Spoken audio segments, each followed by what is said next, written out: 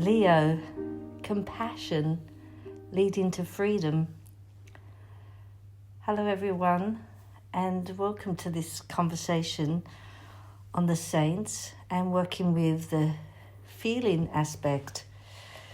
We're here with Leo, which connects to the heart of the human being and really brings to mind one saint more strongly than the others. Of course, all saints seem to be heart-filled in some way. It's the nature of their ability to reveal the virtues through their own being. But St. Francis is a saint that may be one of the most loved saints. As St. Patrick is the most well-known saint in the world, St. Francis is so well loved because of the love he was able to show the world. And this saint has been very connected not only to my own life but to very many people's lives because of the deep esoteric relationship St. Francis revealed to us through his life and his ways of being. Now, I've talked about St. Francis in many of the festival preparations. He's come in many times because he reveals so much to us of such deep wisdom about the human being and also about living on this esoteric path.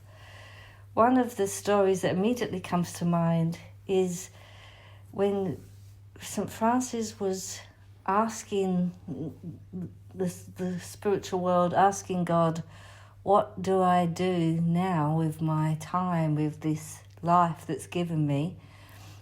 He received a message, an inner voice saying, rebuild my church. And his first response to that was to actually build this small fallen church in the village or close to the village, which actually still stands today, and it is an extraordinary place to visit. But once he had built the church, he realized actually he had misinterpreted the message, and it was really to rebuild the church's relationship to the being of love. And he then started his walk to Rome to confront, in a way, how Christianity was being held and worked with. And that's something that I think we all face at times. We have these insights, these intuitions, and yet we're going to interpret that through our own way of seeing and being at that moment.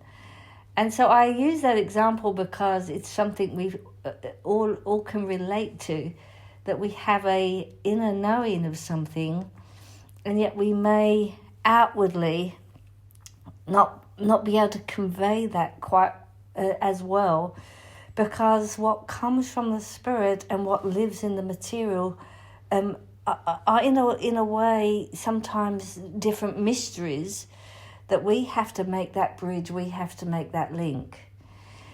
So there's so much to say about St. Francis, but we're here to talk about our individual connections with it, and Andrew White's here as well. Hello. We've both spent time in Assisi. I spent time there myself, and it was an extraordinary experience. And then we actually spent a week there or 10 days there together. And we've both been able to be with and in the place of St. Francis, which is another thing I want to speak about. But first of all, what is your living experience of this saint? Because I know for you it was a really big experience to be in Assisi. Well, yeah, moving back from Assisi, the actual experience of being there in the environment where he was, I think the connection began in childhood, in fact. And certainly when I was at boarding school and, we were sort of marched to church every Sunday, And but I came to love going to church and came to love the peace, and that's where I first heard of St. Francis. And as a young kid, a lot of what was going on in the church, or what I experienced, was really confusing, I suppose, or was not understood. But St. Francis was one saint who was immediately attractive simply because, of his portrayal as someone that was close to God through nature and living creatures, which was something immediately relatable.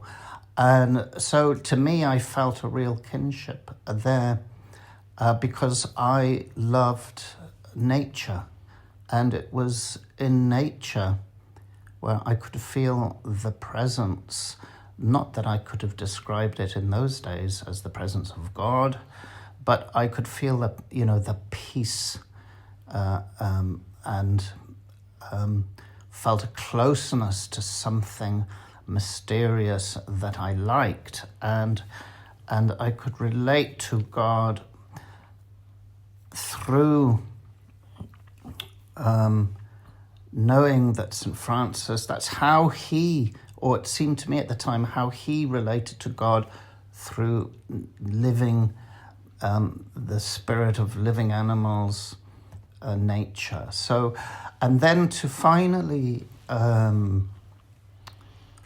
be able to go to Assisi, that was just the arrival into the town itself, which may sound superficial, but you're immediately, and it could be the architecture, the ringing church bells, which are fairly constant.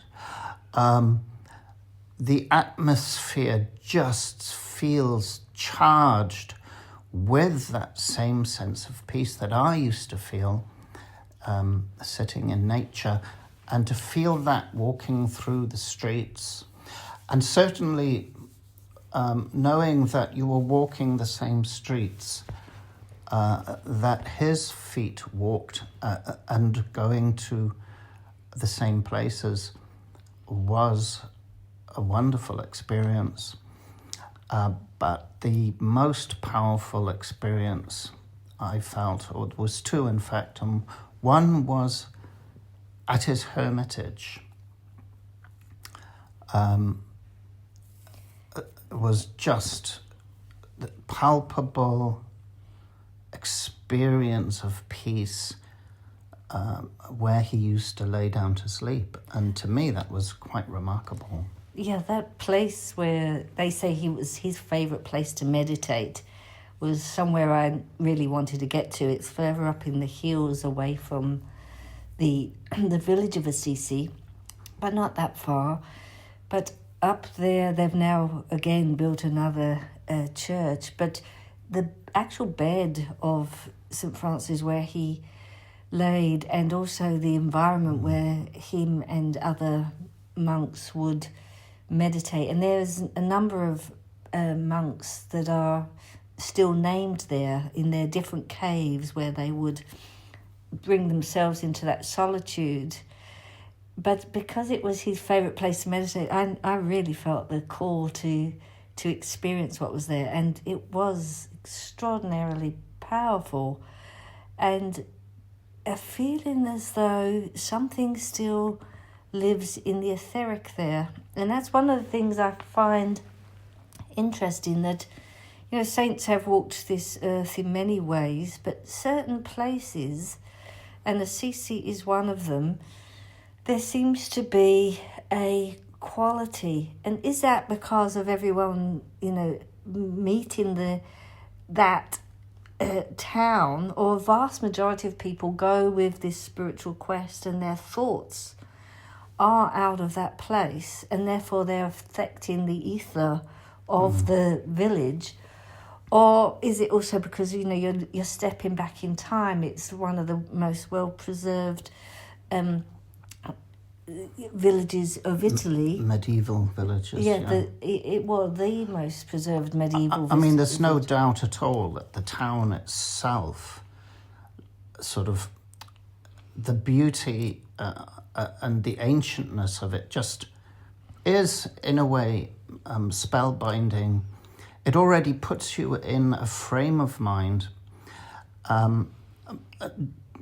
All the churches, seeing nuns and priests walking in dusk down cobblestones, and the church bells ringing for mass, it does creates the vibe, and for me it's easy to slip into that feeling of prayer and meditation.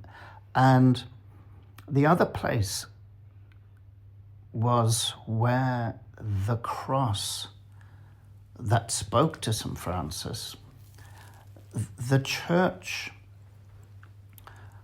where that cross is, to me it was magnetic. I would find my feet walking me there on a daily basis.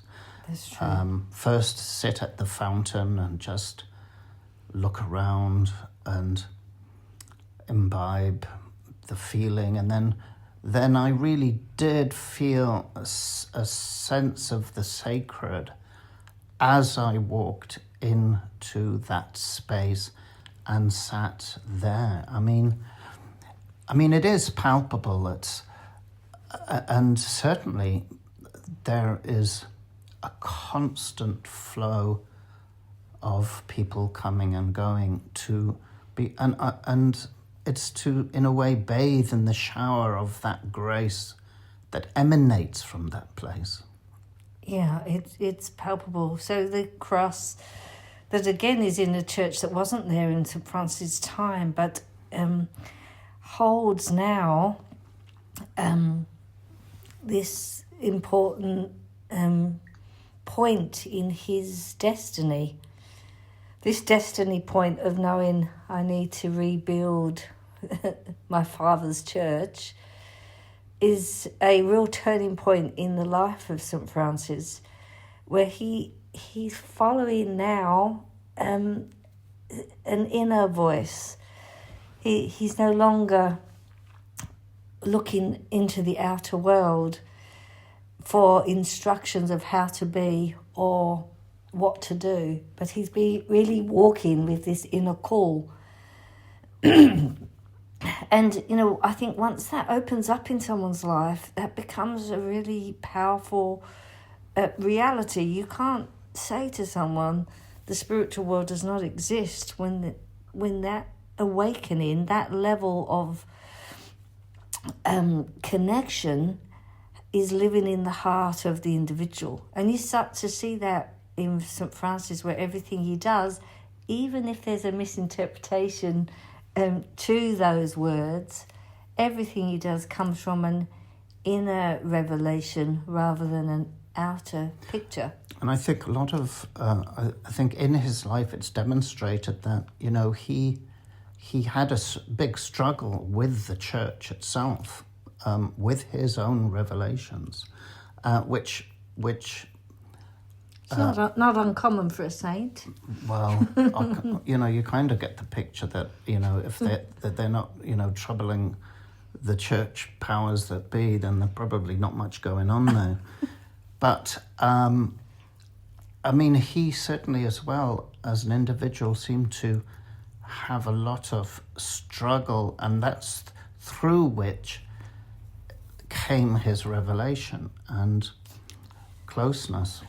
Well, you do see that sort of walk in the path. He had to go through his own so-called purification process before that illumination or enlightenment unfolded. But he also expressed it in such a joyous way. It's something you don't see in every saint. So we've placed him here with Leo. Compassion, you know, we hear the stories of St. Francis and his ability, for instance, to work with the lepers. Is it compassion? Steiner talks about it of a level of faith where he didn't fear the leprosy because he didn't see it in the way that we usually perceive disease. He was able to enter with love and help others. But in this virtue, compassion leading to freedom, that's also something I see in St. Francis. The path of helping others for him was part of his liberation. And that's something that I think is quite profound. Rudolf Steiner brings this picture that your own liberation is half of your development, but the liberation of others is the other half of your development. He's not saying this in the traditional way of you need to do something for someone else, but in this archetypal way of the other is not a separate being from the, in a way, the unified development. How can we really develop ourselves if the parts of the world are not given the same potential freedom and support?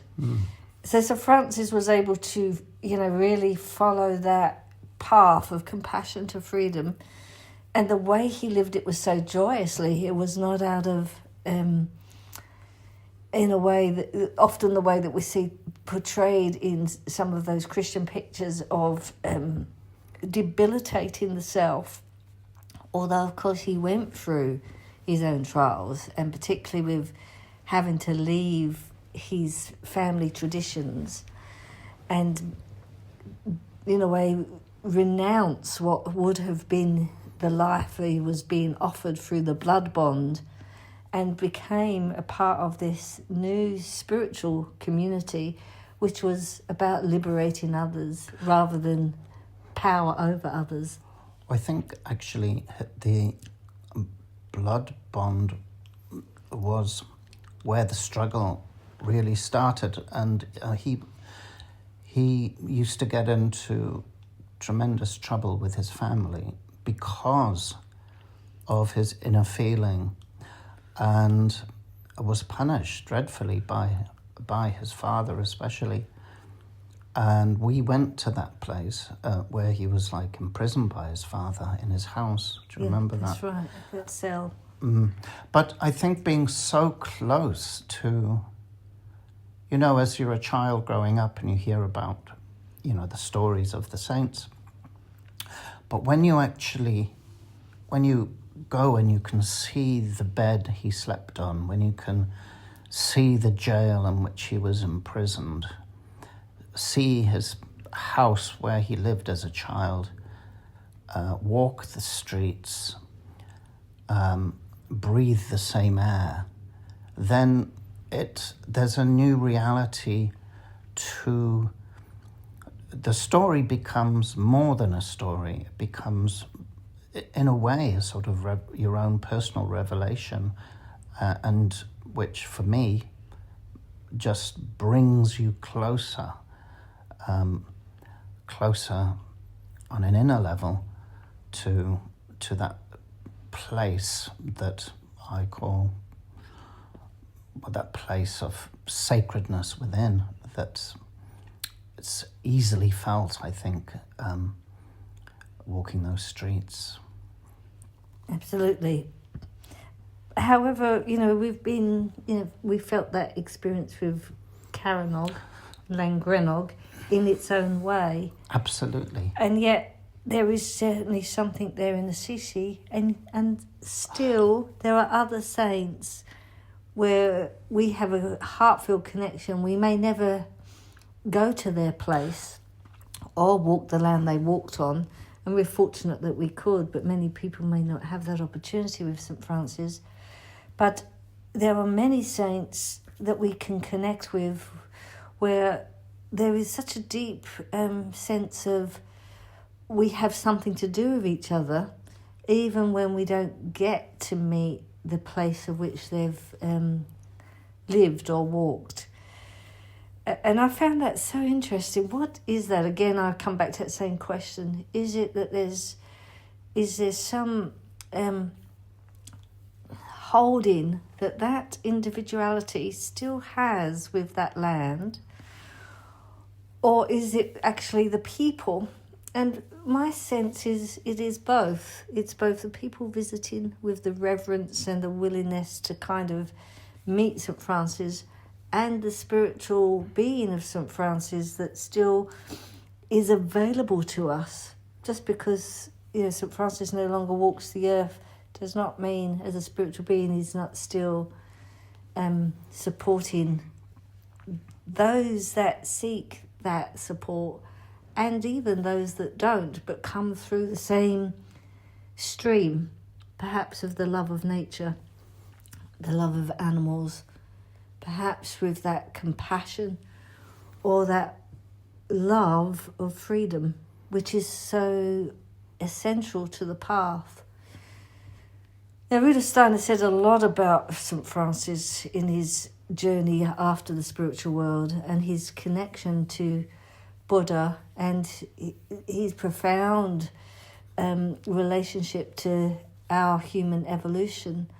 And perhaps even without knowing any of that, it's why he speaks so deeply to so many people, because he continues to be a part of our awakening.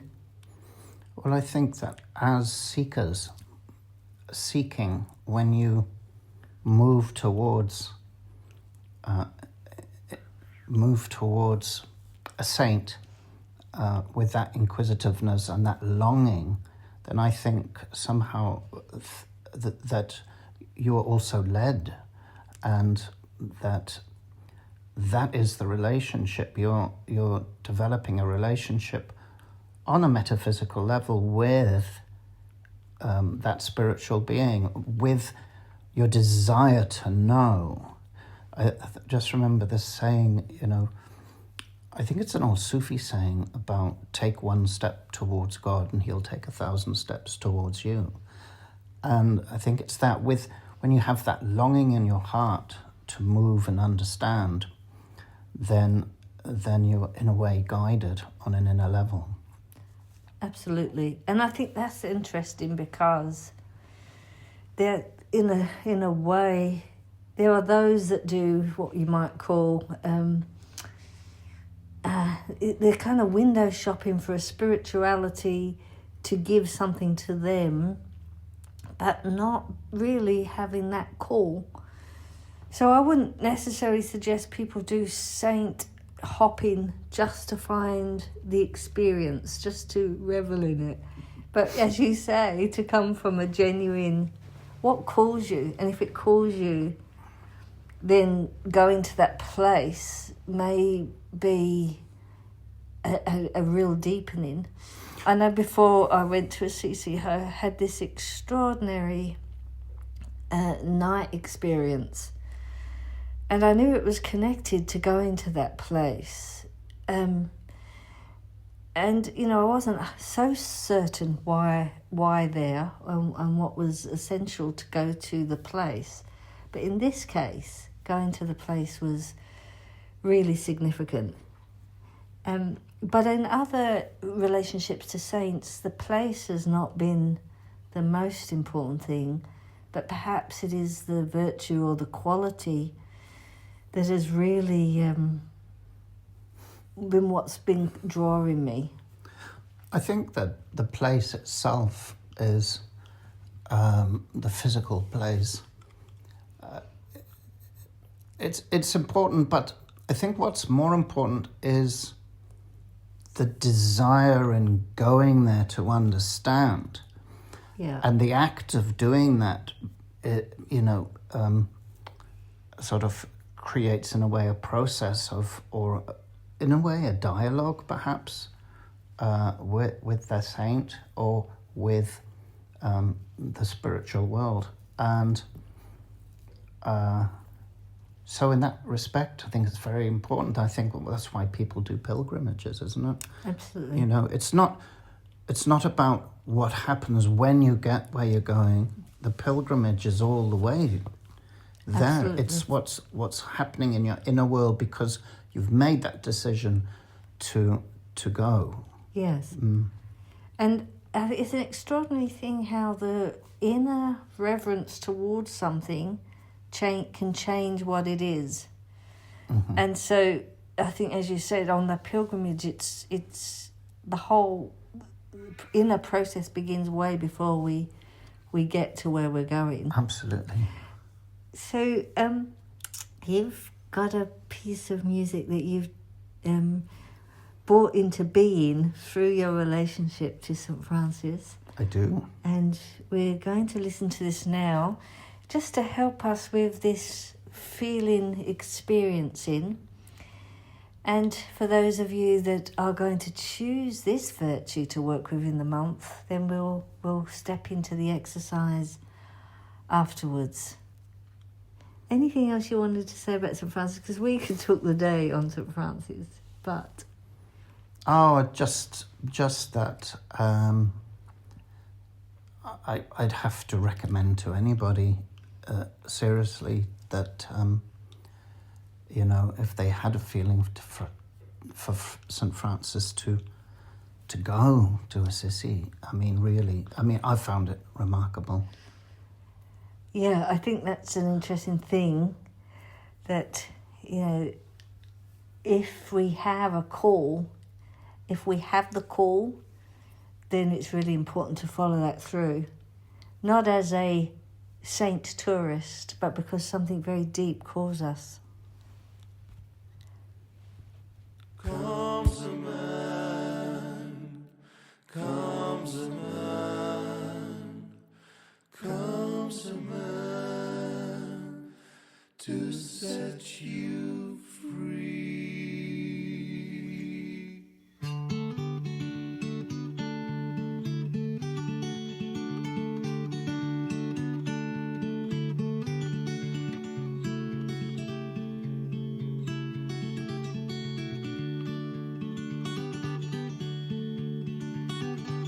Here comes a man who dreamed a dream of love, freedom song singing to the skies above. Open the heart, make a new start today. Here comes a boy with heaven in his eyes, tears of wisdom fall from inner skies. Open the mind, find a new today. You were not born to be a slave. You were not born to die. You were not born to bend your backs beneath that perfect sky. Comes a man, comes a man, comes a man to set you free. Comes a man, comes a man, comes a man to set you free. Here comes a beggar with his begging bowl. His treasure lies within his simple soul. Rubies and diamonds, emeralds in his eyes. Here comes a poor boy with a silver spoon, has everything but still desires the moon. His destiny, an empty heart, it's not too late to make another start. You were not born to be a slave. You were not born to die. You were not born to bend your back beneath that perfect sky. Comes a man, comes a man, comes a man to set you free. Comes a man, comes a man, comes a man to set you free.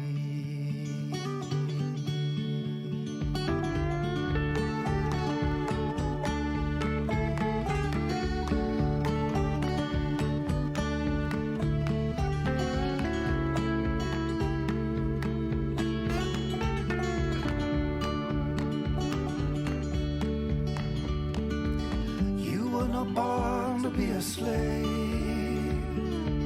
You were not born to die. You were not born to bend your back beneath that perfect sky. Comes a man, comes a man, comes a man to set you free. Comes a man, comes a man, comes a man to set you free.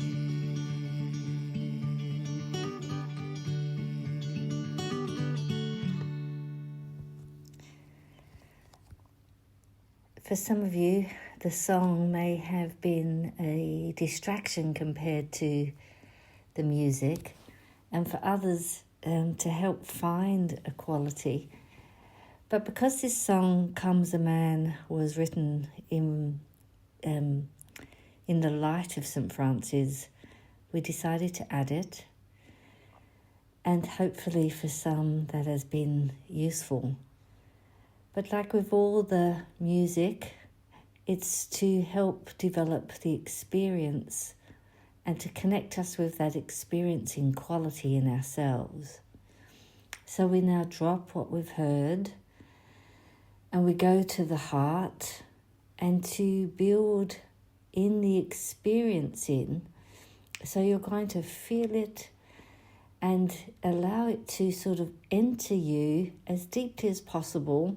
I shouldn't say enter you, but build in you as deeply as possible the virtue that you're working with.